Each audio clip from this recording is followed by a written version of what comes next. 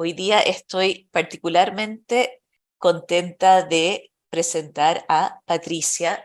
Patricia, bueno, me imagino que ya conocemos sus escritos. Ella tiene 30 años como antropóloga especializada en alimentación, pionera en el ámbito. Es docente de las universidades de Lanús, San Martín, Buenos Aires, Flaxo, Favaloro, La Plata, Rosario. Ha sido profesora invitada en Chile, París y Bordeaux. Y hoy día nos va a traer, bueno, voy a dejar que Patricia presente su tema y cualquier otra cosa que se me haya ido. Les agradezco mucho esta invitación porque en general mi trabajo ha sido de evaluación de políticas alimentarias, de programas, y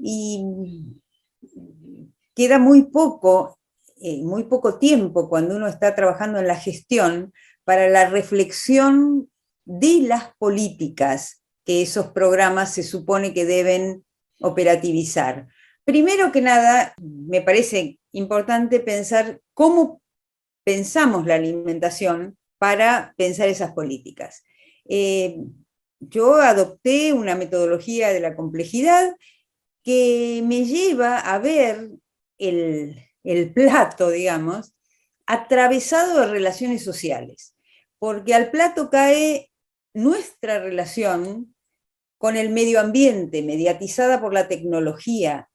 Los economistas liberales dicen que a ventajas comparativas siguen ventajas competitivas, de manera tal de que al plato cae la economía de una región, de un país. Al plato cae nuestra historia y, por supuesto, el sistema de derechos de la sociedad de comensales, porque las categorías fundamentales de la cultura, las categorías etarias, de género o sociales, se reflejan en lo que consumen los niños, los adultos y los ancianos, los distintos géneros, puesto que, reconocida o no, hay comidas femeninas, comidas masculinas. A mí me llama mucho la atención cómo los nuevos colectivos de género, por lo menos en la ciudad donde yo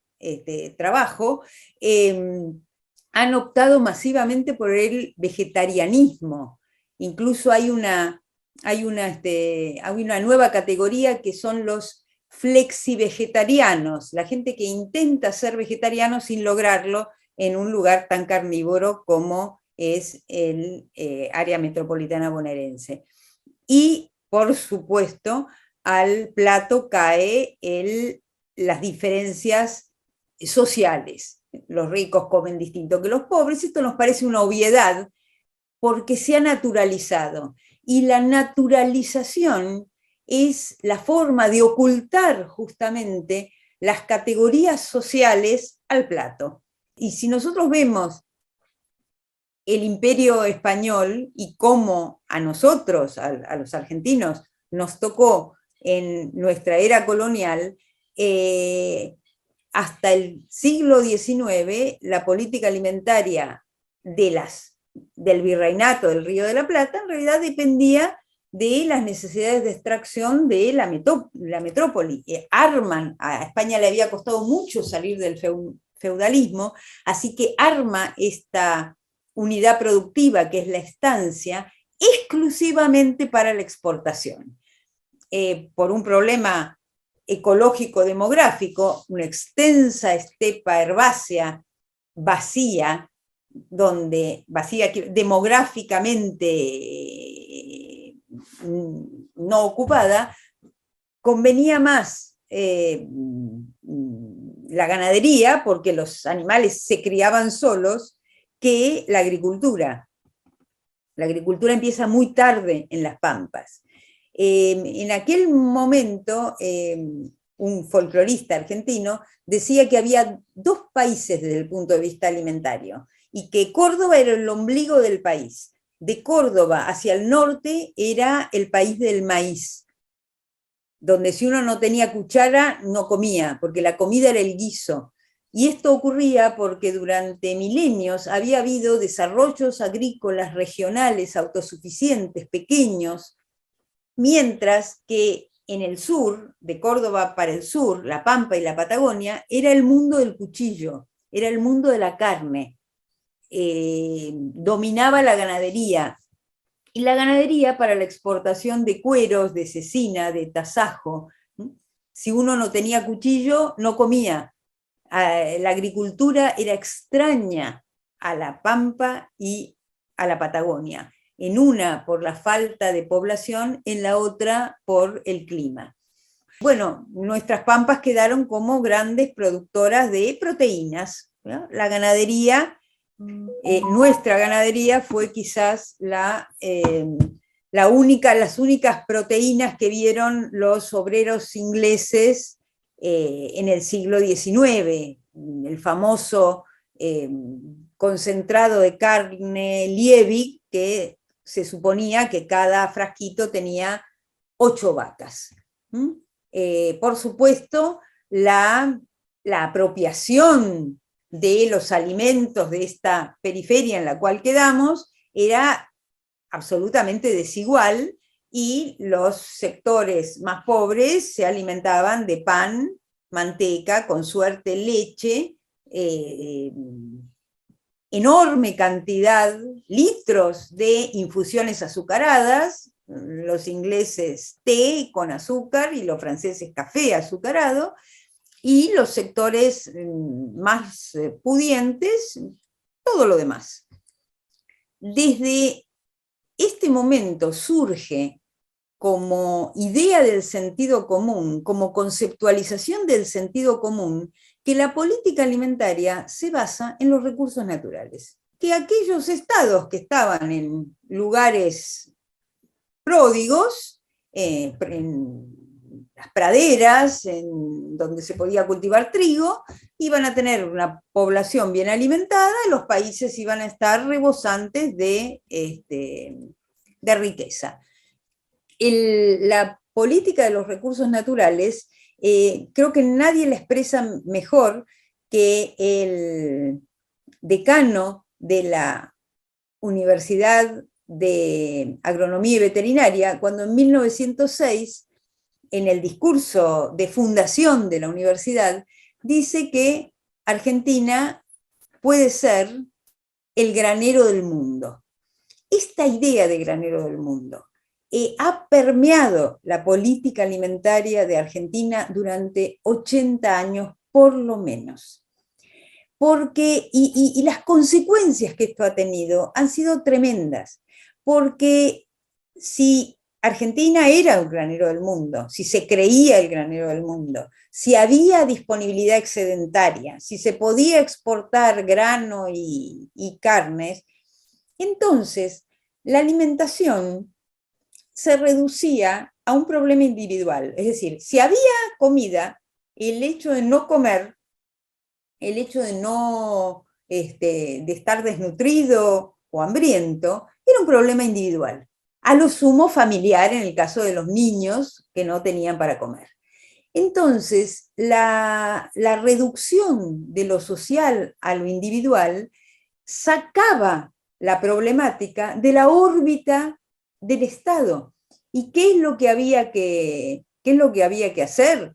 Bueno, lo que había era, por supuesto, que asistir a los menesterosos, pero a través de la beneficencia, individuo a individuo, el patronato, donde es el Estado el que se hace cargo como un padre amoroso de los individuos vulnerables, los que no pueden, los que no tienen las capacidades para autoabastecerse, o a través de la asistencia, donde el Estado cubre a una población que lo necesita. Un adelantado en Argentina en las políticas alimentarias va a ser Palacios, en 1936, donde a través de una ley, logra una ley de protección materno-infantil y crea unas direcciones de maternidad e infancia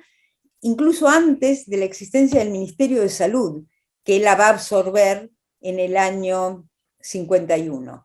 Ve la entrega de leche en polvo a las madres, a todas las madres, pero sobre todo a las madres obreras, como una manera de liberarlas de lo que él llama lactancia mercenaria, y nosotros tendríamos que llamar en realidad lactancia famélica, porque la mujer obrera en aquel momento, en cuanto se notaba su embarazo, era despedida, de manera tal que no tenía, si no tenía familia, si no tenía cónyuge, quedaba en la más absoluta indigencia, y para poder sostener a su hijo vendía su leche.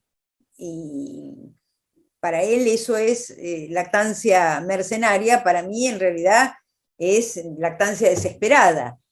Por eso, dentro de la ley de maternidad e infancia, piensa en la lactancia materna obligatoria para que las hijas de los burgueses, dice la ley, no contraten nodrizas.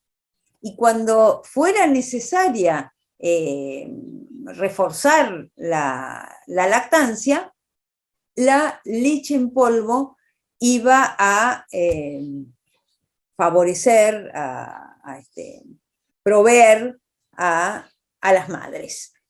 En el plano internacional, a partir de la conferencia de Hot Springs de Canadá y después de la Declaración de los Derechos Humanos con los que se funda la Organización de Naciones Unidas, el concepto de recursos naturales se deja de usar frente al concepto de derechos que va a dominar la política alimentaria a partir de entonces.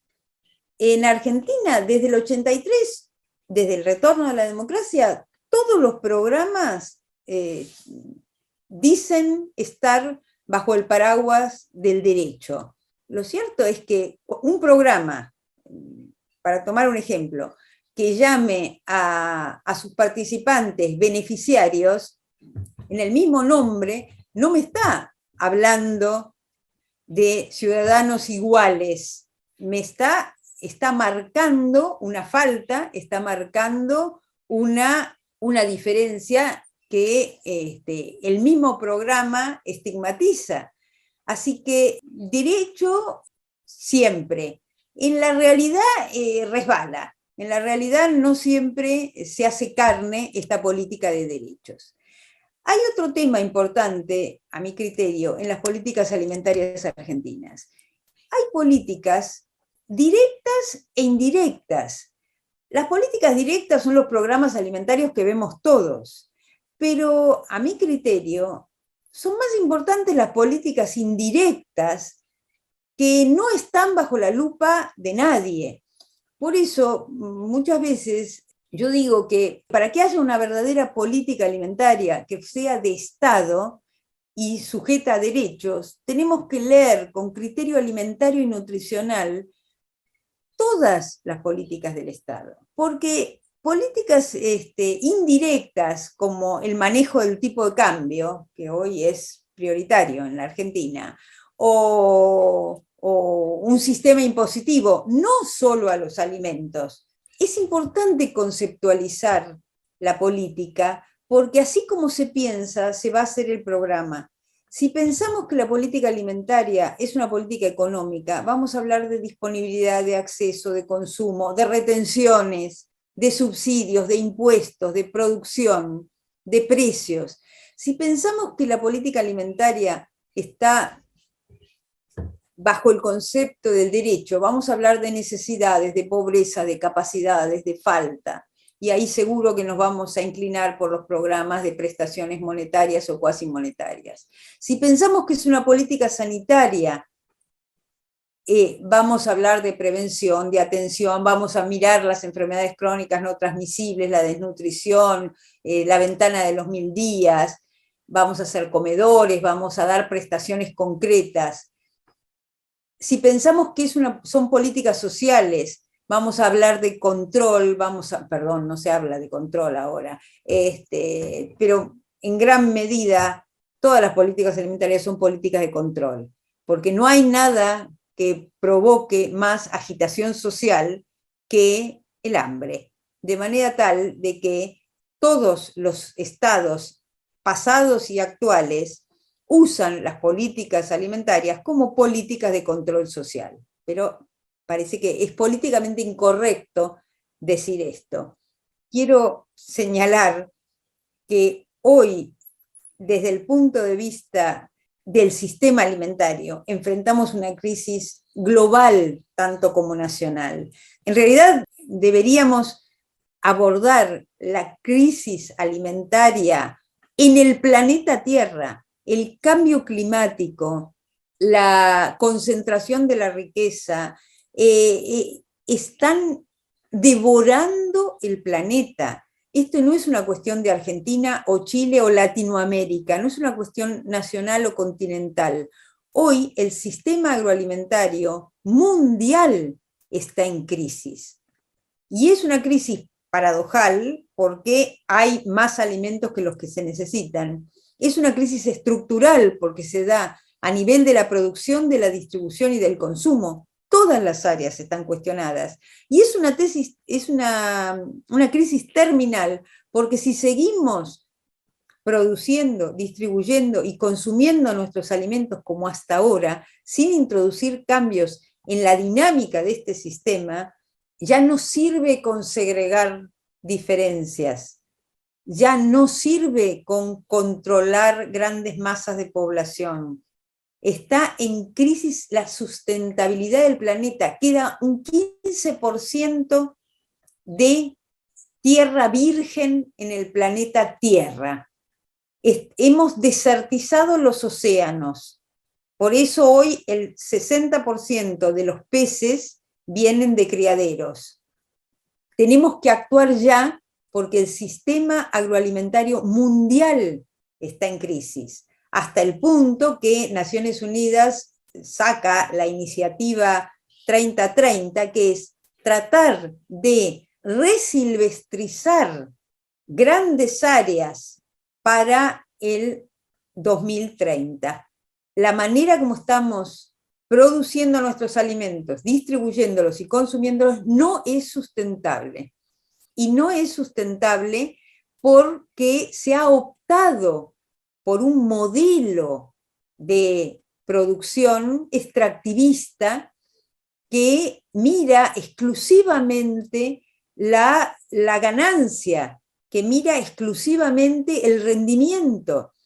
La producción agroalimentaria no está pensada en términos de necesidades, no está pensada en términos de sustentabilidad, no está pensada más que en términos de ganancia.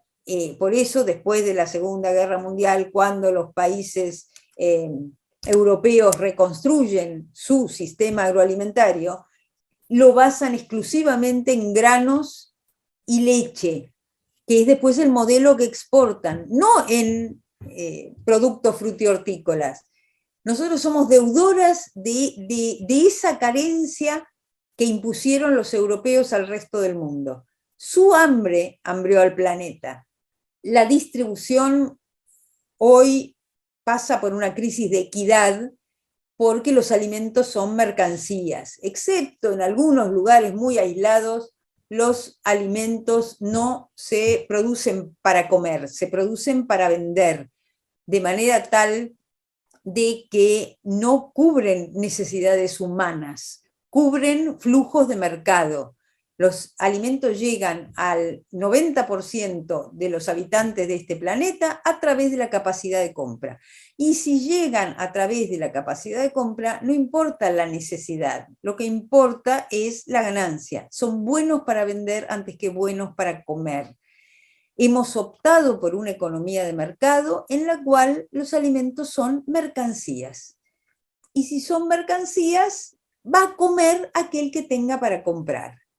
Y respecto al consumo, lo que vemos hoy es que se está rompiendo los valores que daban sentido a qué y por qué comer. Hoy la identidad alimentaria de las personas, de las regiones, de los países, que es parte de la identidad, ha colapsado frente a la difusión de un tipo de mercancías alimentarias industriales, de nuevo, buenas para vender y malas para comer. Hoy la gente no come como puede ni como quiere, come como la quieran vender. El consumo conspicuo inducido por este sistema de producción y de distribución ha hecho engordar el planeta. Ha sido muy eficiente en cantidad y muy ineficiente en calidad. Y la cantidad de alimentos no nos hizo ni más felices, ni más sanos, solamente nos hizo más gordos.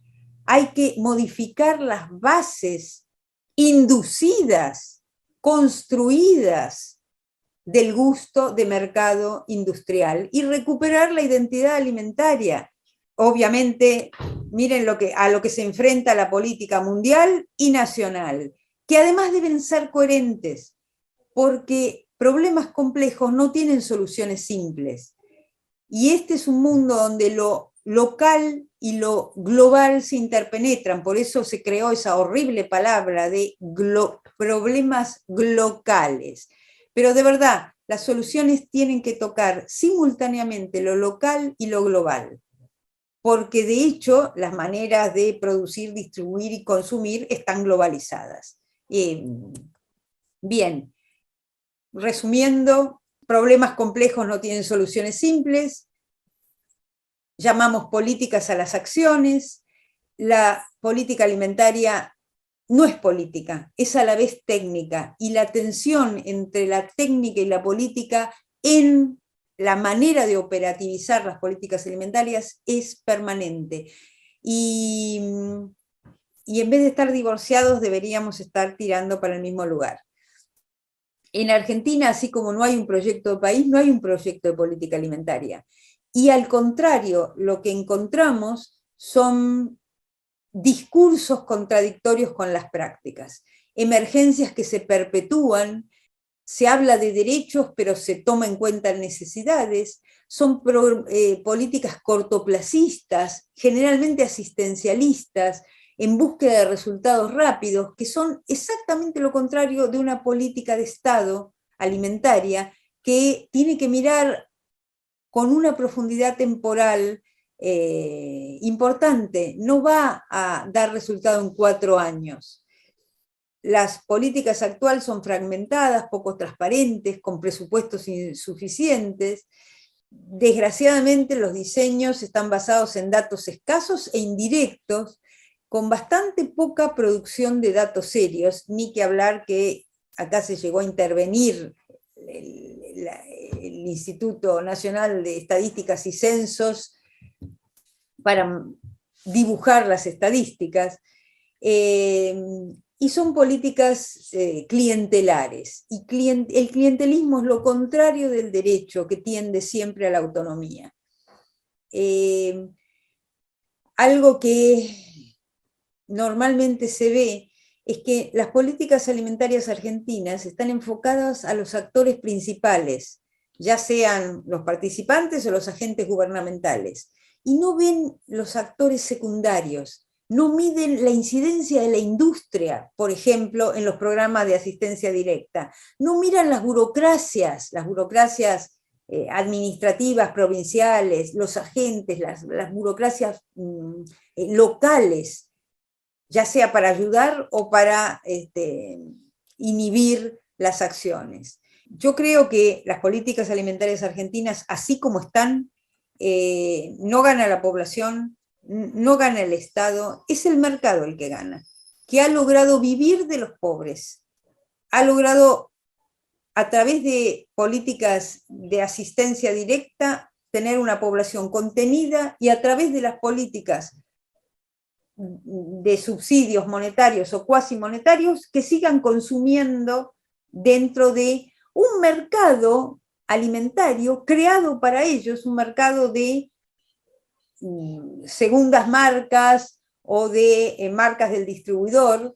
Creo que el gran ganador de nuestras políticas no ha sido la población, y está visto que no ha sido el Estado ni la sociedad, sino exclusivamente el mercado. Yo termino así todos mis trabajos, que es que verdaderamente tenemos que recuperar el derecho a la alimentación, porque la peor influencia que domina la alimentación actual es la lógica de la ganancia del mercado.